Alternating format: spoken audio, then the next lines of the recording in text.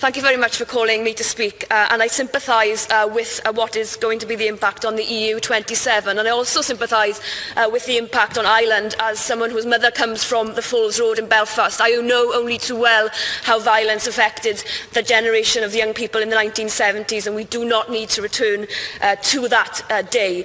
But I'm elected to the National Assembly for Wales, and I do hope that there is a special place in heaven for those of us who did vote to remain. The special place in hell is obviously going to be lined with blue passports, ration books and £1 notes, so they can have that hell to themselves.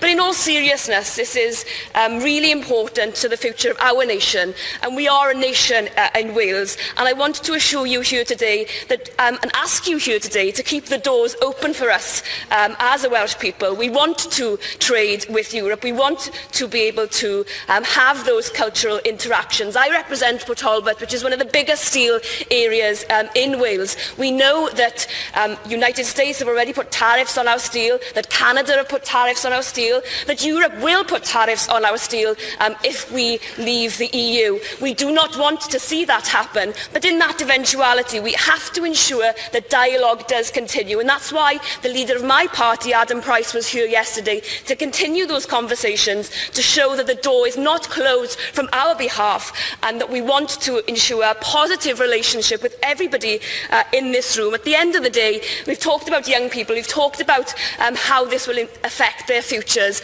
It'll affect all of our futures in various different ways. We have to try and stop it from happening, but in the eventuality that we don't, please know that we are here in a positive way to engage and to try and encourage you to continue to work with us. Diolch yn fawr iawn.